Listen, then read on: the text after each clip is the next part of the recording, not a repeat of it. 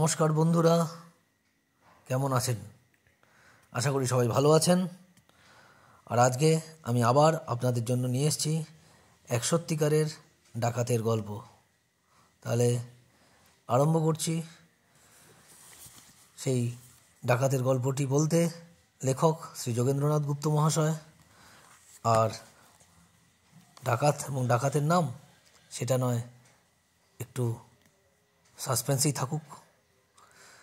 তাহলে চলুন শুনুন আজকের গল্প, যেটা একেবারে ভয়ানক রকমভাবে সত্যি। আজ থেকে প্রায় 250 বছর আগে কলকাতা কেমন ছিল সে সম্বন্ধে কোনো ধারণা করাটাও বোধহয় আমাদের অতীত। তখন কলকাতা বলতে আজকের কলকাতা নয়। সে সময় চারিদিকে ঘন বন জঙ্গল, খাল বিল, জলা হোগলা বন। সুন্দরবনের যাত্রীরা কাঠ কাটতে, মধু সংগ্রহ করতে এবং শিকার করতে আসতো এখানে।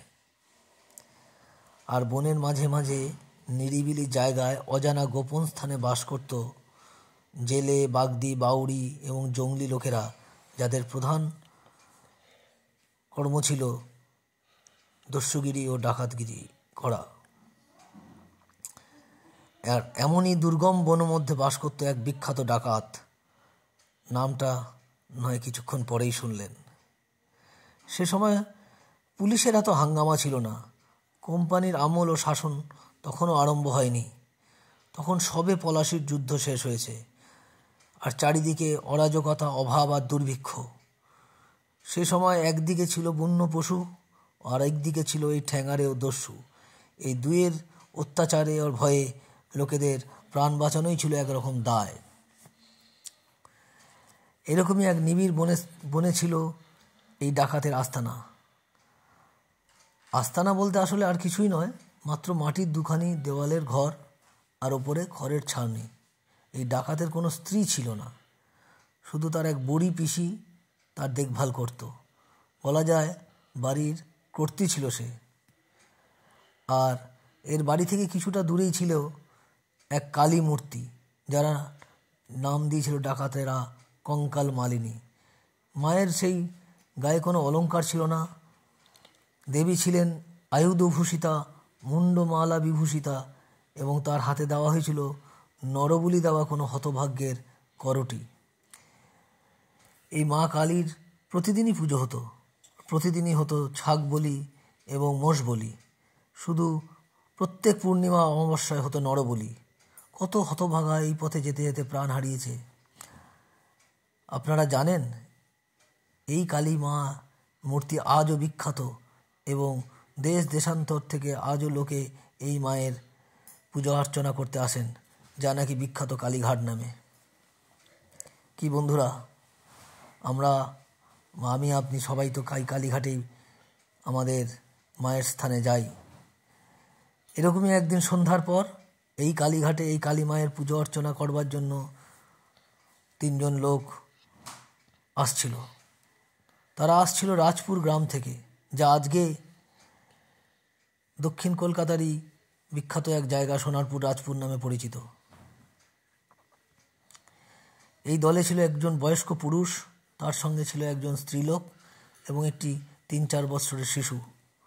ভয়ঙ্কর অন্ধকার আর এই ঘন নিবিড় বনের মধ্যে দিয়ে আস্তে আস্তে তারা কিছু দেখতেই পাচ্ছিল না। পাশে একটি খাল ছিল, যা আজ আদিগঙ্গা নামে পরিচিত। এমন সময় এই ঘন বনের মধ্যে একটি বাঘ ঝাঁপিয়ে পড়ল এই বৃদ্ধের ওপর, আর তার ঘাড় কামড়ে ধরে নিয়ে চলে গেল। এবং যাবার সময় বাঘ স্ত্রীলোকটিকেও একটি থাবা মেরে জলের মধ্যে ফেলে দিয়ে চলে গেল। বালকটিও এই আকস্মিক দুর্ঘটনায় খালের মধ্যে পড়ে জ্ঞান হারালো। সেই পথ দিয়ে ফিরছিল সেই সময় সেই ডাকাত ও তার সঙ্গী ডাকাতেরা। আগে আগে মশাল জ্বালছিল, আর পিছনে পিছনে সেই ডাকাতেরা আসছিল। এই মশালের আলোয় হঠাৎ এক ডাকাত চেঁচিয়ে বলল, হেই সর্দার, এটা একটি মানুষ মেয়ে ছেলে মনে হচ্ছে, আর একটা বাচ্চা ছেলে মরে পড়ে আছে। সে ডাকাত উত্তর দিল, কে রে, কে মেরেছে এদের? বোধহয় বুড়ো শিয়াল হবে। তখনকার দিনে ডাকাতেরা বাঘকে বড় শিয়াল বলতো। ডাকাত সর্দার হুকুম দিল, নিয়ে চল এদের, বোধহয় বেঁচে আছে। সেই মেয়ে মানুষটিকে এবং সেই শিশুটিকে সেই ডাকাত সর্দার নিজের বাড়িতে নিয়ে এসে বলল, হে পিসি, ছেলেটাকে দেখ, যত্ন কর।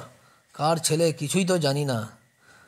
পিসি বলল, কার ছেলে নিয়ে শেষে তুই বিপদে পড়বি বাবা, তার থেকে গলা টিপে মেরে ফেলে দে বাদার জঙ্গলে। ডাকাত সর্দার গর্জে উঠে বলল, তুই মেয়ে মানুষ না পুতনা রাক্ষসী? ডাকাতি করি বটে, কিন্তু আজ পর্যন্ত কোনো মেয়ে মানুষ আর ছোট ছেলের গায়ে হাত দিয়ে নাই। এক অদ্ভুত হাসি হেসে পিসি চুপ করে গেল। সেদিন থেকে ডাকাত সর্দার ছেলেটির নাম রাখল হারাধন। আস্তে আস্তে তার ডাকাতির প্রতি মন কমে এলো। লোকেদের কথায় আর সে সেরকম উল্লসিতও হয় না। তার দলের লোকেরা ভাবল, সর্দার বুঝি আর ডাকাতি করবে না। আস্তে আস্তে তারা দল ভাঙতে আরম্ভ করলো। সর্দারের বয়স বাড়তে আরম্ভ করলো। আগের মতো গায়ে শক্তি সামর্থ্য আর তার ছিল না। কিন্তু ডাকাত সর্দারের পিসি এই ছেলেটিকে একেবারেই সহ্য করতে পারত না। সেই সময় ভবানীপুর অঞ্চলে খ্রিস্টান পাদ্রীরা পাঠশালা খুলেছিলেন। ডাকাত সর্দারের ইচ্ছা হলো সেও ছেলেটিকে পড়াশুনো শেখাবে। একদিন এই সাহেবদের এই পাঠশালায় সে তার পালিত ছেলেকে ভর্তি করে দিল। ছেলেটি কিন্তু খুব মেধাবী ছিল। হারাধন বাবার কাছে এসে গল্প বলতো, বাবা জানো তো, সর্বদা সত্যি কথা বলতে হয়, চুরি ডাকাতি করতে নেই, সৎ পথে চলতে হয়, এগুলোই না আমাদের পাঠশালায় শেখায়। সেই ডাকাত সর্দারের চুলগুলো কিন্তু আস্তে আস্তে পেকে গেছিল। এদিকে তখন কোম্পানির আমল শুরু হয়ে গেছে। চুরি ডাকাতি রাহাজানি আস্তে আস্তে কমে আসছে। চারিদিকে থানা ও ফাঁড়ি গজিয়ে উঠছিল এবং তাদের চারিদিকে প্রচণ্ড কড়া নজর ছিল। এই ডাকাত সর্দারের দলও ছিন্ন ভিন্ন হয়ে গেছিল এবং সে ছেলেকে ছেড়ে থাকতো না এক মুহূর্ত। আস্তে আস্তে আস্তে আস্তে ধীরে ধীরে এই ডাকাত সর্দারের দিন ক্রমেই ঘনে আসছিল। তার মনে তখন অনুতাপ জেগেছিল, কিন্তু সে অত্যন্ত বুদ্ধিমান ছিল। সে কোনোদিনও তার পূর্বজীবনের কথা তার পালিত সন্তানকে বলেনি, যদি সে তাকে ঘৃণা করে। শেষ জীবনটা সে চাষবাস করে কাটিয়ে দিচ্ছিল। একদিন ভয়ঙ্কর জ্বরে পড়ল এই ডাকাত সর্দার, আর বিছানা ছেড়ে উঠতে পারল না। সেদিন সে তার ছেলেকে ডাকে বলল, বাবা, উঠোনের ওই জায়গাটা খুঁড়ে দেখো। কেন বাবা? তার ছেলে জিজ্ঞেস করলো। দেখোই না খুঁড়ে। ছেলে হারাধন সেই জমি খুঁড়তে খুঁড়তে পেল কলসি কলসি টাকা ও মোহর, যার মধ্যে প্রচুর সোনা রূপে ছিল। ডাকাত সর্দার কাঁপতে কাঁপতে ছেলেকে বলল, বাবা হারাধন, এই সমস্ত তোমার।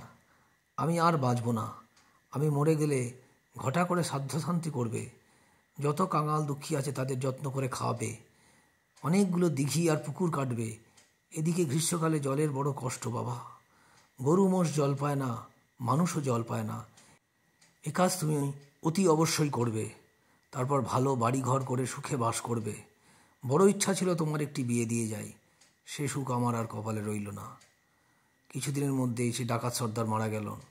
কিন্তু সেই ডাকাত সর্দারের নাম আজও পশ্চিমবঙ্গের কলকাতায় অমর হয়ে রয়েছে। হারাধন সেই তার বাবার স্মৃতির উদ্দেশ্যে প্রত্যেকটা কথা অক্ষরে অক্ষরে পালন করেছিল।